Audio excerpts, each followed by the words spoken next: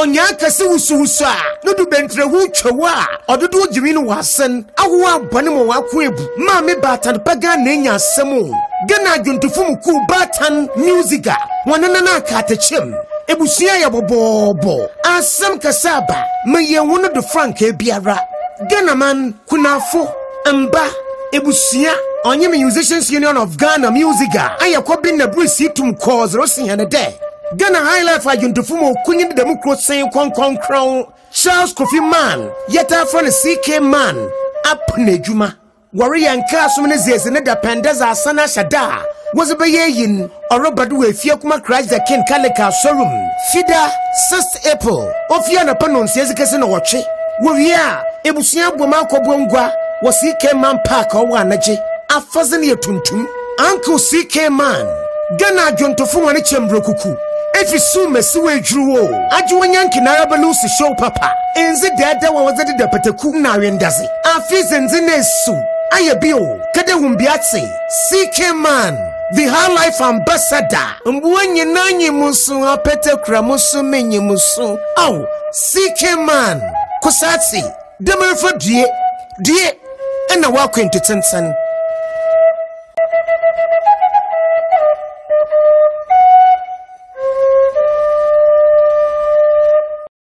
Good evening, fellow chapter members.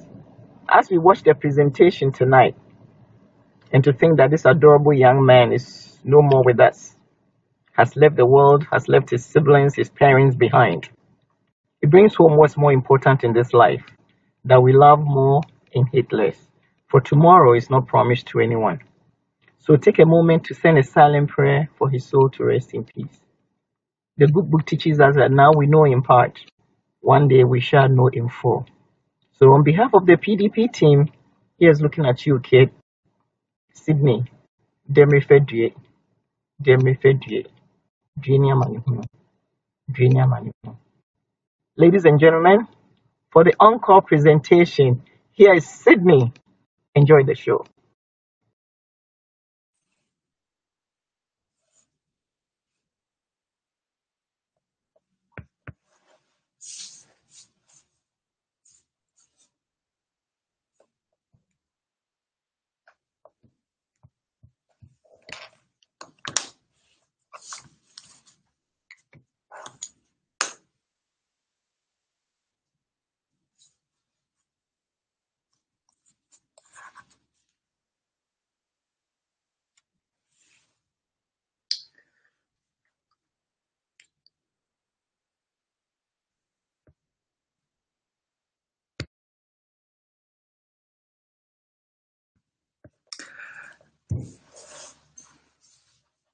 Hello, good evening. We will begin in about 1 minute. I've been told that I can commence at 3:02 or 7:02 p.m. Ghana time, so we will begin momentarily.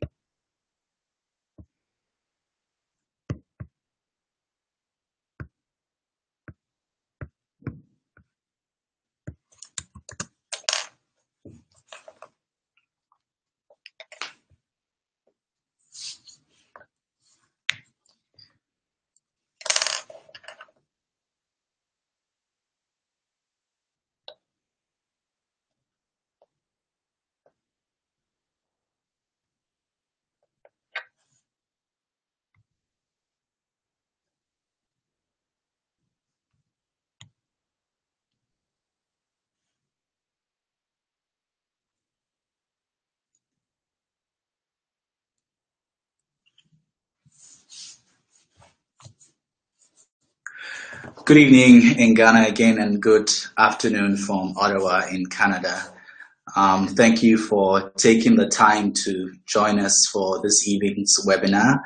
I'll be speaking on the topic, Delivering Value, the Strategy Project Management Discussion. I've been told to give you some housekeeping rules. In order to ensure that you do not lose connectivity, please refresh your page from time to time, maybe every couple of minutes, just so that you do not lose us by way of connection. So that's the housekeeping information I've been told to provide to you. Towards the end of this webinar, I will share with you some details from the professional development team on how to obtain your PDUs for this session. We will be running through a presentation that will probably go for about 55 minutes. And then basically after that, go on, and if there are any questions in the chat box, we'll take them. Otherwise, I will bring the presentation to a close at that point. So I'm told you cannot see me, but I'm going to dive into the presentation right away. So thank you again for joining us, and I will momentarily begin the actual presentation.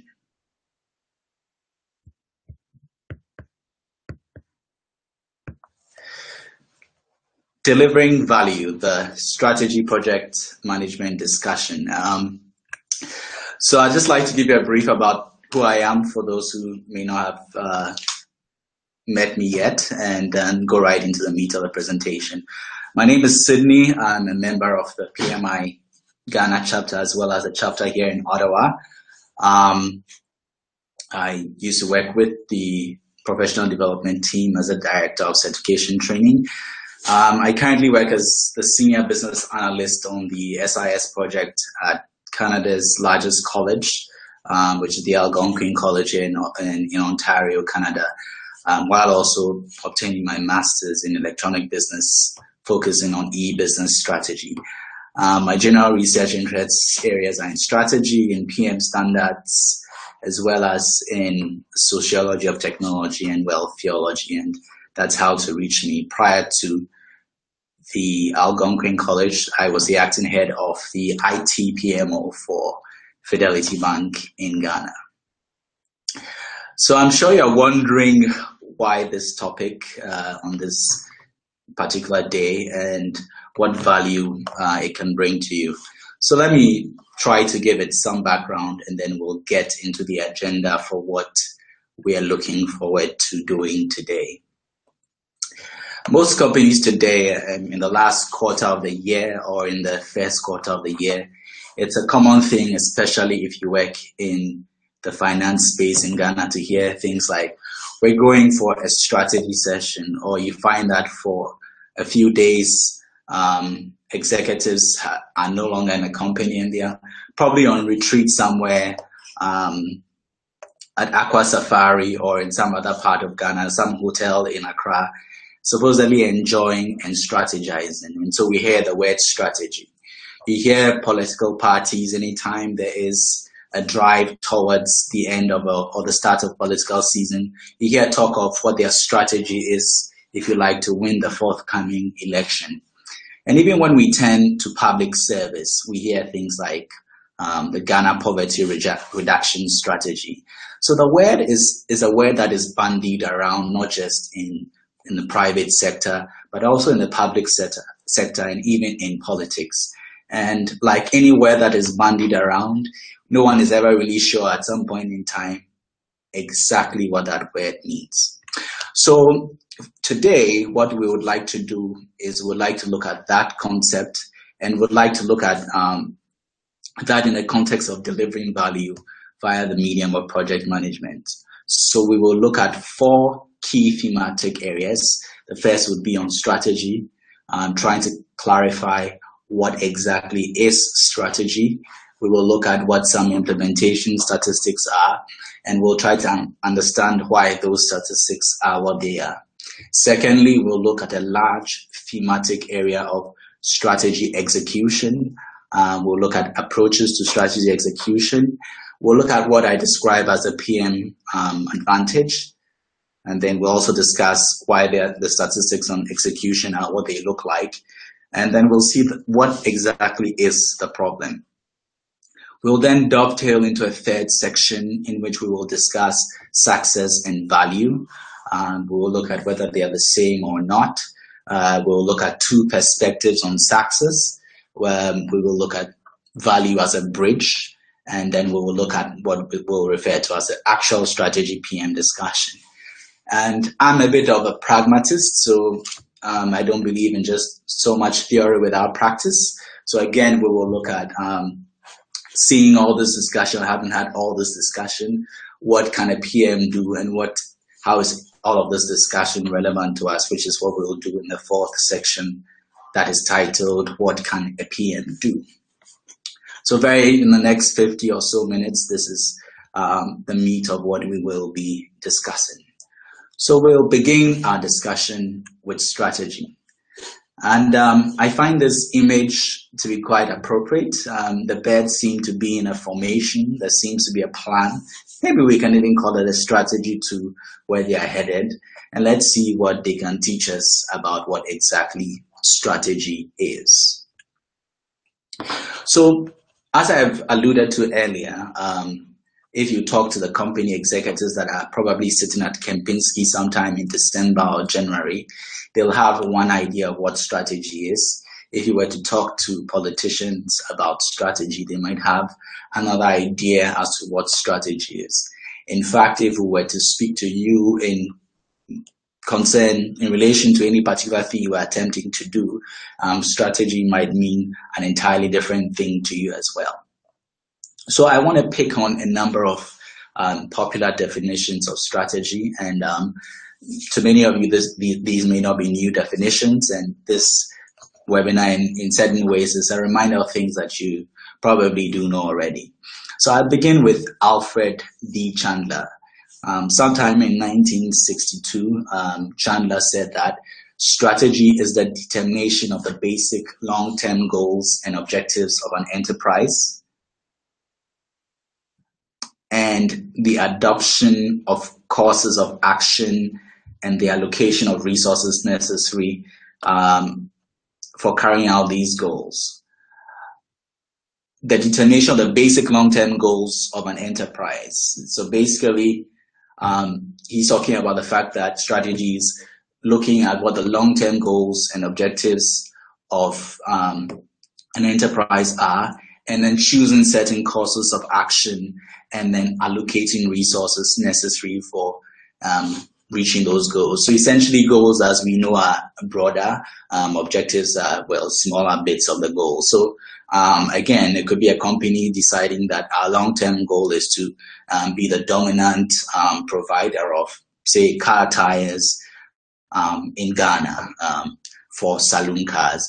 And to attain that goal, it may be breaking it up into objectives of conquering the market, maybe in the eastern and Greater Accra regions. The next objective might be to conquer the market for a particular brand of vehicle. So Chandler basically saying that strategy is really about long-term goals and objectives of an organization or enterprise.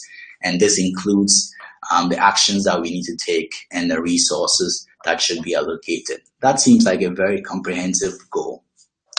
Henry Mintzberg, on the other hand, says that strategy is a plan, really, which is not just where we're going, but exactly how we are getting there. It's a pattern, and I'll talk about that shortly, and a position, I'll talk about that again shortly, and a perspective.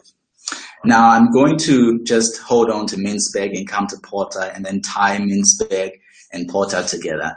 And what Michael Porter tells us, he's a popular one, is that strategy is a means of deliberately choosing a different set of activities to deliver a unique mix of value.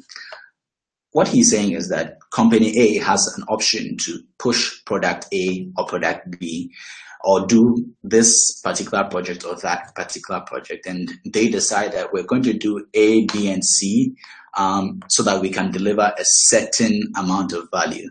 It really is a bit like how political parties would decide that this is the way we're going to run our campaign instead of doing this other way.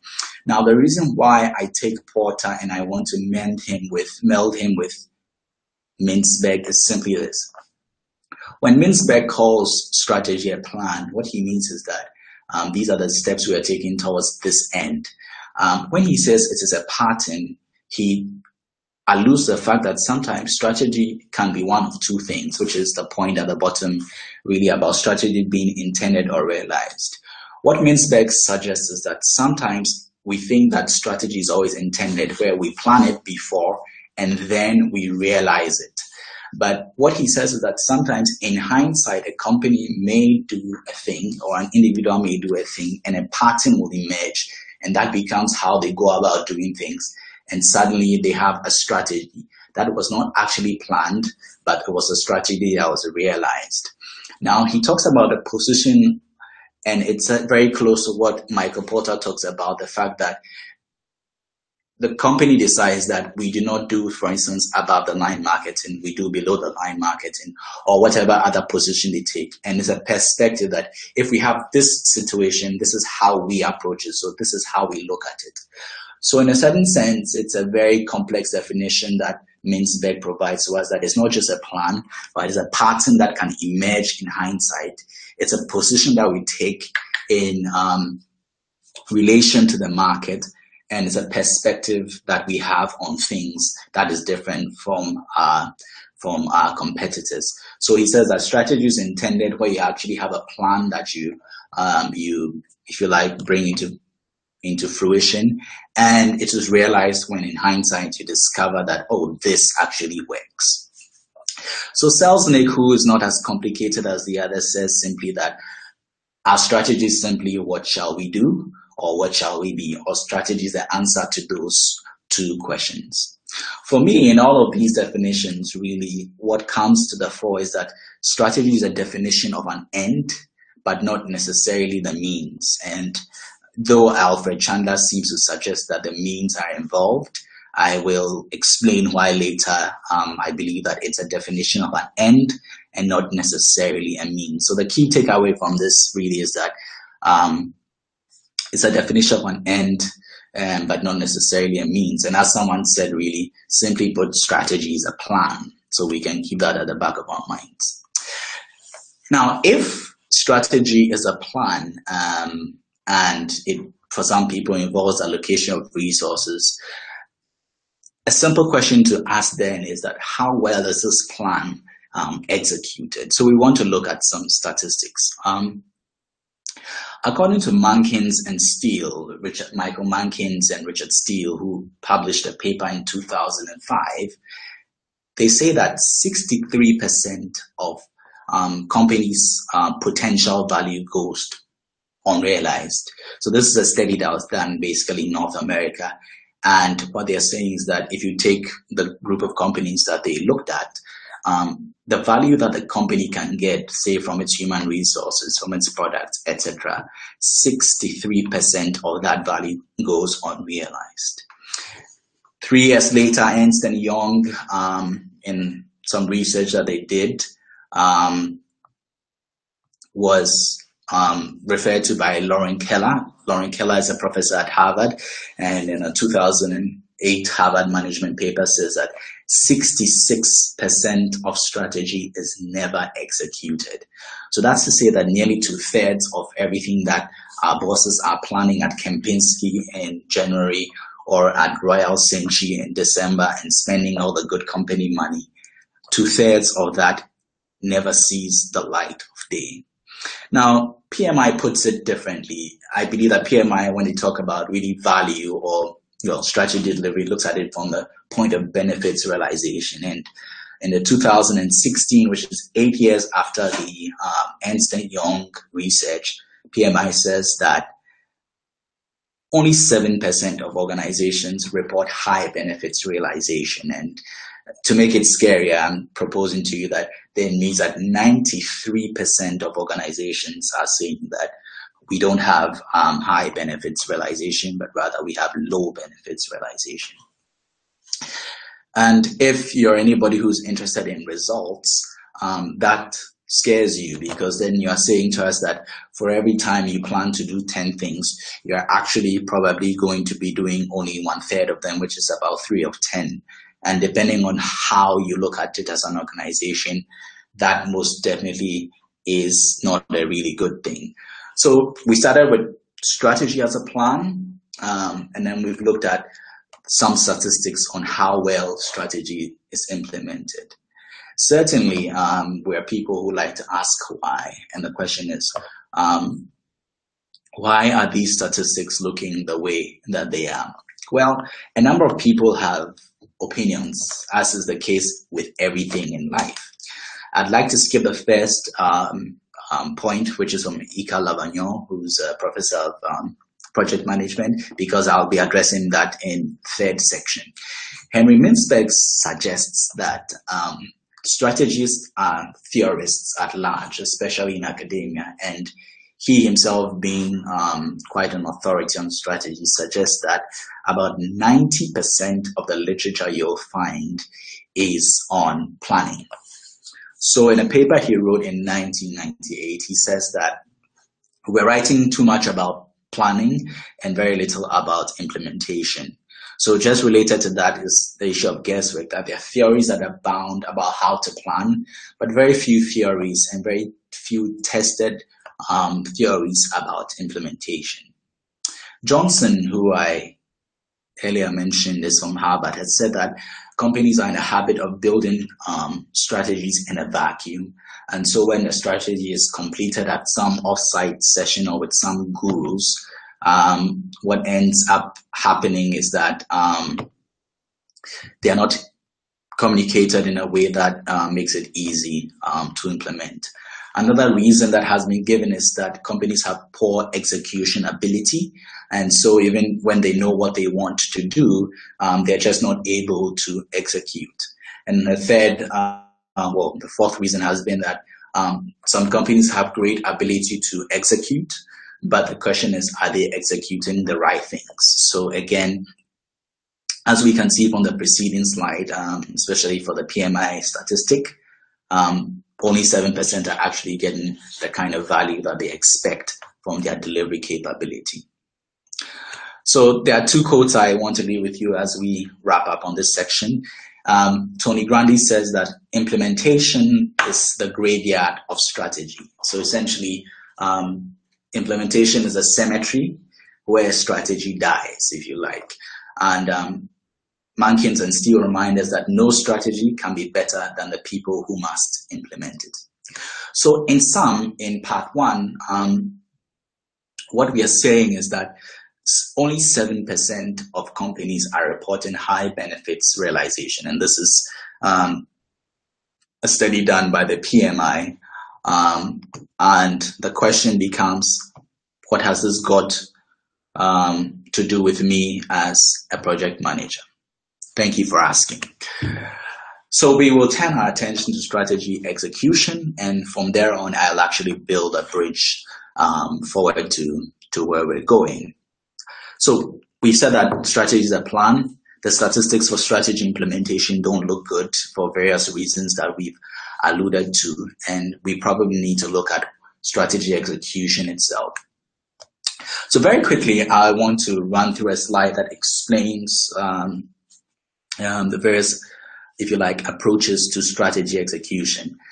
Just as there are so many views on what strategy is, and I only chose 4, there are several many other authors, I want to dwell on a few principal thoughts in strategy implementation or strategy execution literature, and I use the two words interchangeably. So some people say that, well, if you want to improve your outcomes in project management, in strategy execution, it's very simple. Just from the right side, choose the right projects, really. So it's an issue of selection. You know, if you select the right projects and you can execute them well, you're good. Some people also say, well, we don't just need individual project management. We need to look at it from the whole perspective of portfolios. So we look at projects plus project portfolio management. So it's not just the selection bit, but it's that plus the whole, looking at the whole thing from end to end in terms of a wide portfolio. Then there are people who say that, oh, well, we need a PMO. And once we have a PMO, all is well and good, and our strategy will be implemented fine. Then there's a general school of thought that says that, well, the way to get strategy implemented is to make sure it percolates into your performance management system. And an example being balance scorecard. And I'm no balance scorecard guru, so I'll just leave it at that. But essentially what they're saying is that if you have your high-level goals and objectives in your strategy, percolate it down to your performance management system, and you'll be great and good to go, and strategy will be implemented. Now, on the right side, there's the other school of thought that says that, well, what we need really is to be able to structure our organization to be able to deliver or implement or execute our strategy. And without much thinking, we realize that a PMO is an example of a structure that can be used or that is used to execute strategy. Then there's a whole school of thought that says it's all about people. So whether it's how you choose your senior managers, it's who your middle managers are. It's actually who you choose for your implementation teams that are going to be the deciders of the quality of your strategy implementation. And then some people are just in love with lean and total quality management, which I find interesting. But of all these, the most interesting really to me has been Unger, which is who suggests that project termination may be a good indication of how well you are implementing strategy and how well, if you like, your portfolio is helping your cause. All they say is that how well you terminate determines how well your projects are in line with your strategy, and we'll talk a bit more about that later. But that's very interesting because for me as a PM, termination isn't always a great idea, a welcome idea. So clearly we realize that if project selection or project portfolio management is only one of the approaches, then it's in competition with many other alternatives. But that's where I believe that PMs have an advantage, because however you look at any of these things that are being suggested, my proposal to you is that strategy execution is really about change and consequently change management. The organization doesn't have a PMO, you want to implement a PMO. The organization does not use lean, you want to implement lean. The organization has no PPM practices, you want to implement PPM practices. And at its core, project management is really, really about, in principle, change management.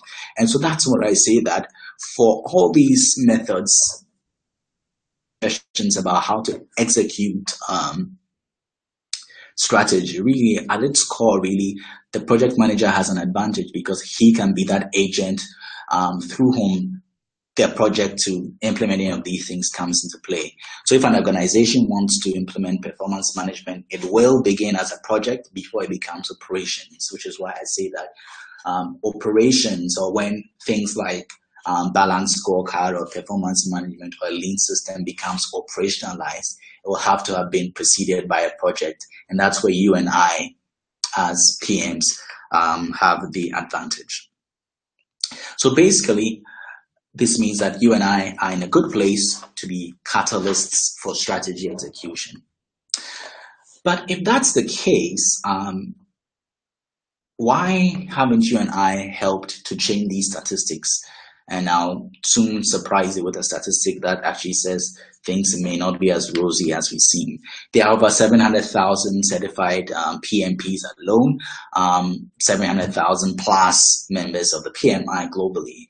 So the question is, if PM as a profession has flourished and PM has an advantage and a really unique role in helping implement strategy, why haven't the statistics changed? Why are they so grim? I think there are two problems. Problem number one is the execution problem. The Standish Group, which has been doing some research for quite a while, says that in software projects, only 16.2% of software projects are completed on time and on budget. And that's a frightening thing. Now, it gets scarier really when they scale up and look at larger companies. They find out that this percentage drops to 9.2%. So larger companies are performing poorly in comparison to the entire sample. And they say that 52.7% of software projects are challenged, which means that they are projects that are delivered late or over budget or both, or they are delivered and for some reason they are not meeting the requirements, or the features delivered are fewer than expected. So they're saying that about 40% of features are never really delivered. So we are delivering anyway. So that's one problem.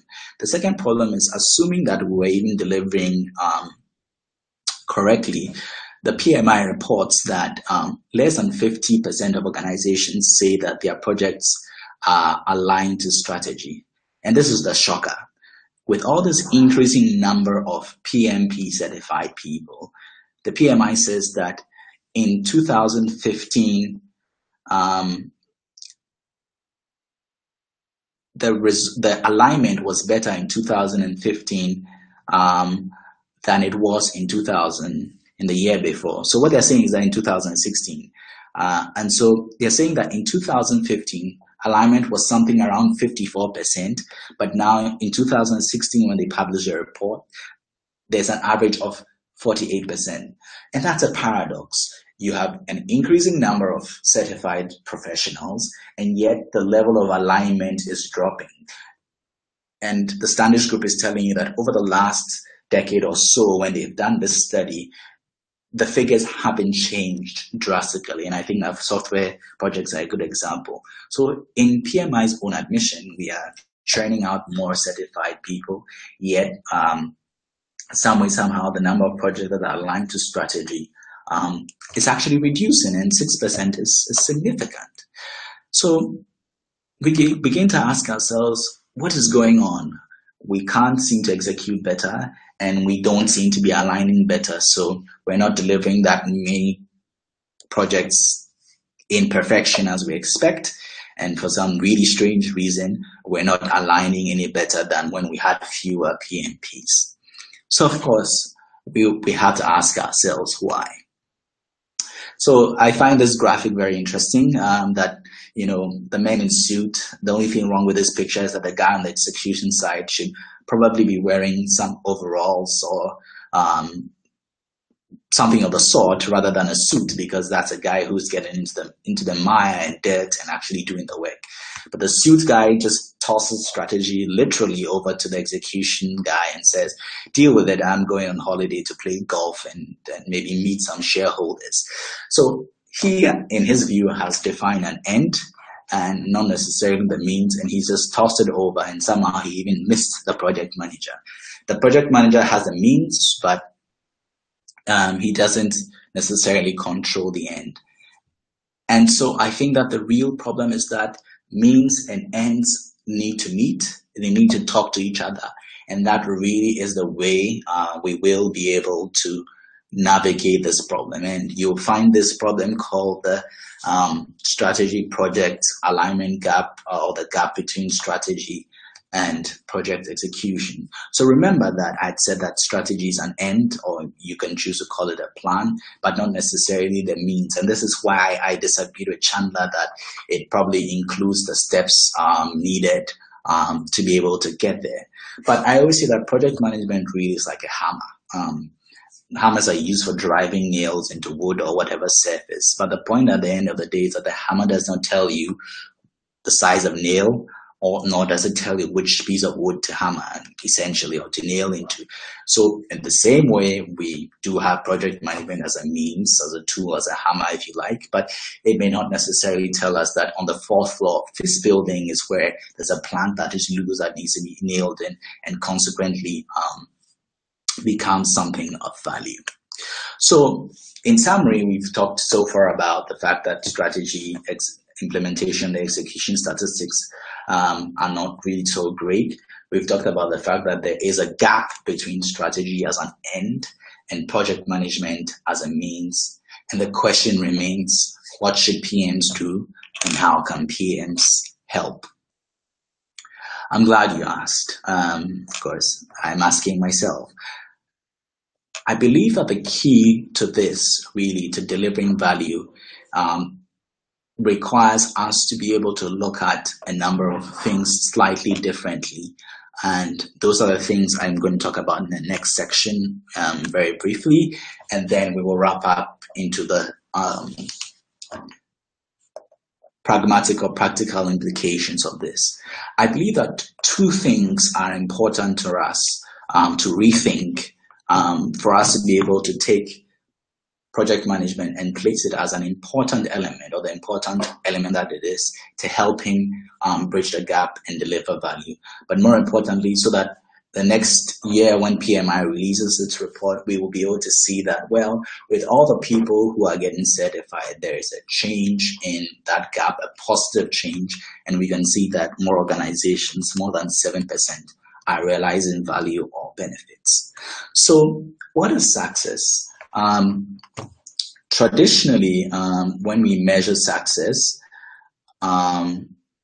we, depending on where you went to your training for PMP or whatever other certification you hold, we think in terms of the iron triangle. So it's a scope, cost, time, scope, cost, quality, one of those three in some measure, or resources, something else. But essentially, we measure success as project managers in terms of the iron triangle. Of course, this is what I refer to in one of my papers as the execution bias. Basically, we want to say that I tick my 3 boxes of time, cost, and scope, or whatever it is, and say I did that. As you know, in my presentation at the PMI conference in 2015, and in many other papers that others have written before, there's probably the need to look at value. But that's where there is a problem.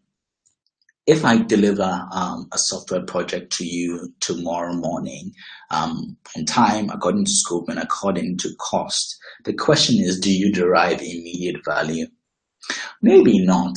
And maybe we need to rethink the way we are looking at value. And it may not necessarily be an issue of a box, but we might need to look at it slightly differently. So I will talk about that in a moment, but the point I want you to think about is that scope, cost, and time, and even quality are probably things that are easy to remember, or easy to measure rather, at the end of your project. If it was 3 months, we can take 3 months. If there were 10 features, we can take 10 features. If it was $2 million, we can take that. It is, you spend $3 million or you spend $1.5 million. But can we really quantify value immediately when you are done? Probably not, but it's something to bear in mind. It is for this reason that I think that we need to have a slightly wider view of success, and I'll talk about why value falls in the remit of strategy. A slightly wider view of success may be needed, and that's wider view is what will enable us to be able to put value into the equation properly. And what is that view of success? Very simply, there are 2 views, and I owe this idea to Ika Labagnon, who's my supervisor. He's written a paper on this, and those who might be interested, I could share the paper where he makes these compelling arguments. But I've taken that argument a bit further to argue it from the value perspective, that the value we obtain, or the value that we perceive to obtain, is a function of our view of success. He does not argue it this way, but that's how I argue it. So I'm going to say that again. The value that we obtain, remember this whole webinar is about deriving value, or the value that we perceive to obtain, is a function of our view of success. Ika Labagnon simply says that project management success, or deliverable success as he calls it, really is that iron triangle. I delivered on time, I delivered to cost, I delivered to quality, or I delivered to the specified scope. I can tick my 3 boxes, and life is all well and good. But he suggests, and I suggest to you as well, that that may be a myopic view of things. Delivering to cost, time, and quality, or according to the specified scope, matters. But really, we need a slightly larger view of things, and he calls this project success. So he says that project success really is where the value is derived. And as I alluded to earlier, the point is that you could deliver in the triple constraints and have an entirely useless project. So we need to begin to look at success in the 4 dimensions in the table below. Now, traditionally, we tend to think in terms of A or C. So A is when we delivered within the triple constraints. And I'd like to us to think about it again. Now, the Golden Gate Bridge, or the NASA Apollo project, were delivered on time and within all the constraints. And over time, they have given value. Now, where we don't want to be really is here. So remember that project success now is a measure of value or the benefits that we are realizing. And that often cannot be done or realized when you have handed over the project. I want to give you one or two more examples that buttress this point, and then I'll quickly scurry along from this idea. But it's very important to understand that when you are assessing the success of your project, are you looking at it from a perspective of project management success, 3 boxes ticked or 4 boxes, or you're looking at it from that perspective plus project success, where you're saying that we might have been late, but we have positioned ourselves to earn better or to make better return on this particular investment of a project. And that might be the dynamics. An interesting project is the Rapid Bus project, which is one which happened in Gatineau or in the Outaouais region in Quebec. This project was essentially late, a couple of years. It cost almost twice what it was set out to do, and it was a Rapid Bus project. Not only was it late, it was a fiasco, and when the Rapid Bus was released, it took longer to commute than on regular bus. So that's one of the examples of here where the deliverables were late, and also the project in the long term wasn't a success. But the most interesting one for me really is a PMI project of the year 1993, and it's the Metro One or the Los Angeles subway system. This was a project that won the PMI project of the year, and for whatever great reason, so we can say that it was a success in every measure in terms of the triple constraints. But somehow people don't ride it. And even earlier this year, there have been complaints about how much they spent, I think 1.8 billion, and that didn't bring any value. So the question is, did it matter that it was a project management success when it became a failure? Now, the Sydney Opera House in Sydney was late, 11 years, so it was 14 times over budget. But based on the computation that they've done on its value over the last couple of years, the return on investment has been superb, far more than they estimated. The Airbus A380 is another example. So those are examples of projects that would have been project management failures, but became project successes. Suddenly, you realize that value is no longer measured at the finish line of scope, cost, and time ticked off, but it can only be measured truly at a future date. So I propose then that value has to be a composite thing that we look at, that if we understand that the objective of strategy is to deliver value really, and project management is a means, then we must rethink what that value is, and then rethink how we measure our success.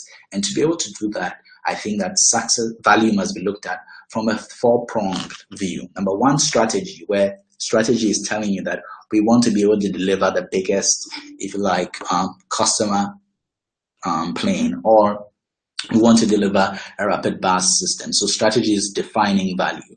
The iron triangle, which helps you to realize value. Ideally, you want to be able to realize that value within a triple constraint. But as soon as you begin to realize that benefits and value is a long-term thing, you become flexible to the realization that maybe what should be fixed is not your iron triangle, but what should be fixed is your understanding of value. And so that should become the reference from which you measure everything else. But that's where the dynamic also changes, that you realize that project management in itself is not the be-all or the end-all, but that the project management must feed into the operations that will run the result in order to realize the benefits which we understand through a process of benefits realization. So essentially, value begins to touch every part of the organization, from a strategic perspective, a project perspective, to operations perspective, and then finally to a benefits realization process where we actually look at these strategy that's realized. So I always say that strategy really is the definition. Project management really creates a capability to be able to derive value, but it's actually in operations that we derive the value. So that begins to help us realize that maybe we need to be a bit more flexible about how we are managing, how we are defining success, but it also means very interesting dynamics for how we talk about the creation and delivering of value in our organizations. And that's something I'm going to talk about in the next 2 slides. So traditionally, we look at value chain very broadly from, okay, I define strategy, I translate it into a project or a couple of projects, I execute them, and at the end of the day, I realize my value. But I want us to rethink that view and look at three things: strategy here, project management here, and operations at the bottom, and say that there are 1, 2, 3, 4, 5, 6, 7 perspectives or views that we can take, or postures that we can have, that can either help us to become catalysts for delivering value and not just projects, or just be people who deliver projects and no value. So let's look at it this way. The traditional or the purist, the pure strategist lives in this box, and his whole world is about strategy. The pure PM, which is usually us a few weeks after we've obtained PMP certification or something else, and we are ready to change the entire world, is those of us here who are just, I want to deliver my project according to scope, budget, cost, and that's us in the B. Now, those who, if you worked in the bank, who tend to run the operations are the people who are not interested in lots of new things. They just want to keep things running. And those are the people in the area C, who I call the pure operations people. Purity is good probably only in religion, but probably definitely not in project management and strategy. I think that we need to go a step further, and that's in this circle like D. D is an evolving strategist or PM, who is the person who's now beginning to think about what are the implications of project management for strategy, and what are the implications of strategy for project management. And I call that the evolving strategist or PM. Now, E is the operational strategist, the guy who's beginning to think about the fact that strategy just affects operations, and I probably need to start thinking about what the operational implications of strategy are. And of course, in F is the operational PM, who's probably somebody who worked in operations and is transitioning to PM, or, well, the other way around, but most often someone coming from operations into PM.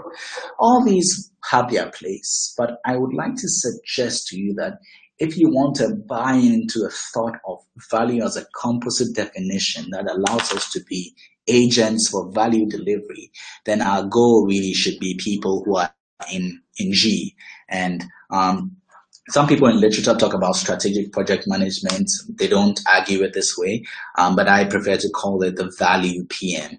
So the value PM really is that guy who's no longer pure, and every pun intended, but the guy who is now at the core of balancing strategy, project management, and operations. And I know that we tend to like to pit them against each other, sometimes with an air of superiority that, projects are the vehicle for implementing strategy.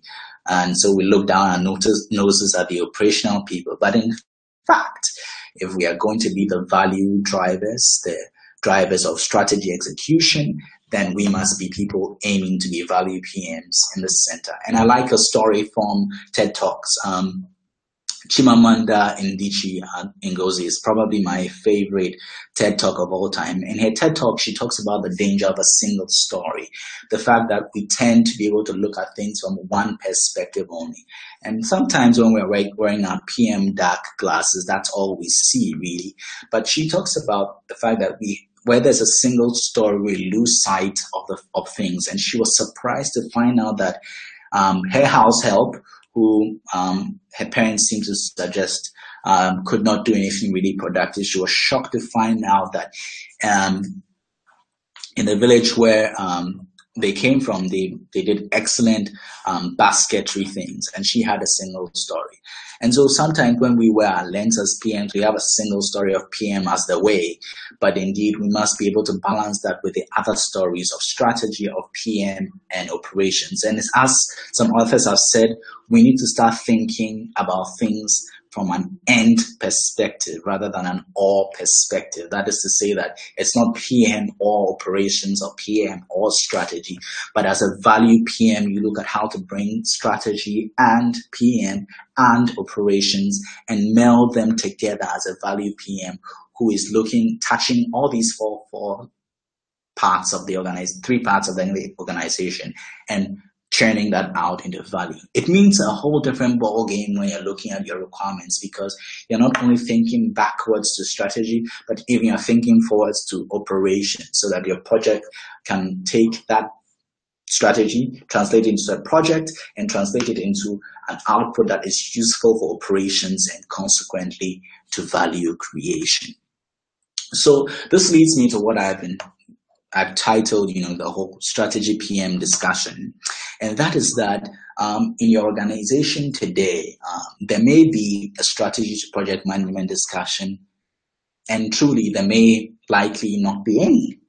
So the question that we have been thinking about really is that how do we implement strategy and turn that 7% benefit realization into 90% rather, or that 66% of unrealized potential? How do we change that to become more valuable?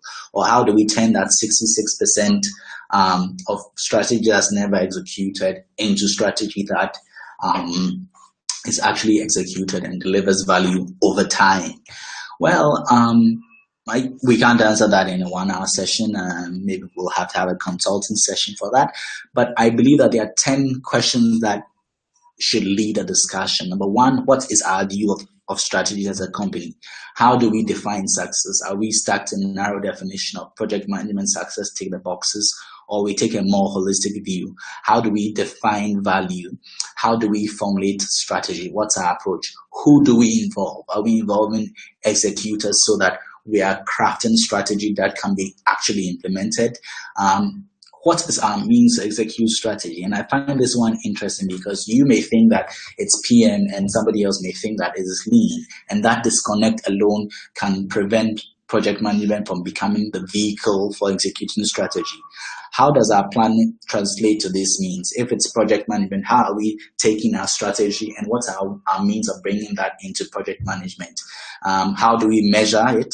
Who's responsible at each stage? And what role does our operation play in realizing value? To be honest, this is probably more correctly the strategy PM operation discussion than it is just a strategy PM discussion. But if as a PM you can lead and facilitate this kind of discussion and thinking, it will change the dynamics around how your company operates. So all I have said so far really is that we need a new view of success and value, because clearly if we only measure by the triple constraint, we will have deliverables, but we may not necessarily have value. And so it's important to be able to change the dynamic around that. And so the question comes again, what should PMs do?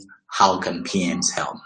And this leads me to the fourth part, which is the question of what can a PM do? Well, I've already said that first of all, we need to bring strategy and projects into discussion. And how can we do this practically? I've already said that I think that PM still represents one of the best opportunities to translate strategy into actual execution and to value that is realized and consequently benefits realization, of course, working through operations. So I suggest 10 things that we need to do practically in order to be able to be ready. And I know I have a couple more minutes, not that many, but this is my anti-penultimate slide. Number one, reorient your mind to the value bias. As I said, execution bias is that triple constraint: time, cost, scope, time, cost, quality, whatever mix you prefer. We need to take our minds away from that bias and begin to think value bias. A PM who's thinking value bias is not just thinking about ticking 3 boxes, but is thinking about the long term and thinking about the fact that I could be late, we could be behind time, or we should have a change. And my record of never being late on a project might be broken, but in the long term, there's value. Influence the strategy and PM discussion. The second thing, using those questions that I propose to actually get people to begin to think about, oh, we're sitting here in this room every year, but we're not sure how that makes any sense in the real world. Third, ask the question why and ask it often. And this is why I propose you do something very simple. When I worked in the bank, as part of creating, which is point 5 really, the PMO structures, I had a simple question on the charter form which says, is this project linked to strategy? Which part of strategy is it? As soon as you begin to do that, you challenge people to prove to you that what they want to do is in some way linked to strategy. And each step of the way, you need to ask, is what we are doing continually relevant? Sharpen your business analysis skills. In another paper that I've done, I've talked about the fact that requirements are the way to ensure that whatever you're doing is still useful and important from a value perspective. So, for instance, you don't have gold plating or useless features. Create an enabling PMO. A PMO that is enabling, Brad von Niebuhr says that a PMO in its most basic form must be educating. So an enabling PMO is one that's educating upwards and being educated, and also helping you to be able to help people get a new perspective on things that allows you to deliver. Of course, related to that is creating an enabling PM process or framework if project management is your means to strategy execution. Never pass on strategy sessions. If you're invited, please go, because you know the thinking, and it helps you to be an agent for two things: project selection and project termination. Because once a project comes to you, since you understand strategy, you can say, well, this is not really in line. These are my suggestions, and get someone to sign up. Again, it also helps you to be able to say that, well, these projects need to die because they are not in line with strategy. Importantly, it's important to improve your understanding of strategy so that you are not just a hammer, but you are a strategic hammer, if you like. And I know number 9 is tricky, but recommend termination where necessary, so that your portfolio is always better aligned to strategy. And of course, number 10, adapt. Be a person who adapts all the time, understands that, okay, strategy has changed. I love this project, but it must go so that we can get greater value in the bigger scheme of things. So in conclusion, we said that strategy is a core part of an organization. It may be a plan or whatever you want to call it. To me, it's an end, and project management is an important means. The only way that project management can deliver value and not only deliverables is if we take a wider view to value and success, that it's not just about the triple constraints, but we have to look at value from the long term of project success, and the fact that operations play a cardinal role in whatever we do. And that if we keep that view of a value PM as one who integrates operations, strategy, and PM, we can become catalysts for change. What the organizations need today is not just PMs who deliver on time, according to budget and to scope, but people who help them deliver value in the medium to long term. And it's a funny story, really. The Ford Taurus, which is the last story I'll tell, was 6 months late, but it was considered a success, and the PM was fired. The Ford Taurus 2, the PM, learning from the mistake of the first PM, decided to get the project delivered as soon as possible, and it was a dismal failure, and he was also fired.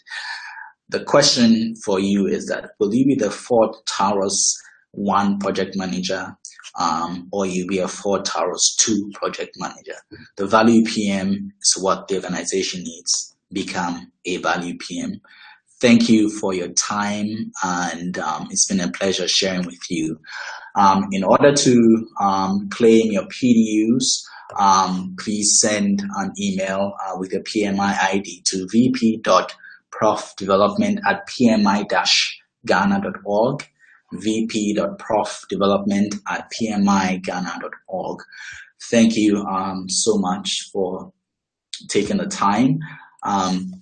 If you do have any questions, feel free to drop me an email or send your emails via Theresa, and I'd be happy to share that with you. If there's any material I mentioned that you'd like to read, I'd be happy to share them with Theresa for circulation to everyone. I'm sure that the presentation will be available, and maybe at a future date we'll have time to delve into some other parts of strategy execution, and particularly if you're interested in the whole subject of termination as a way to align your portfolio, that's something we can look at.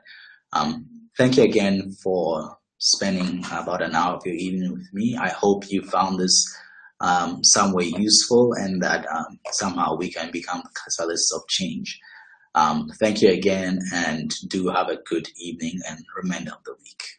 God bless.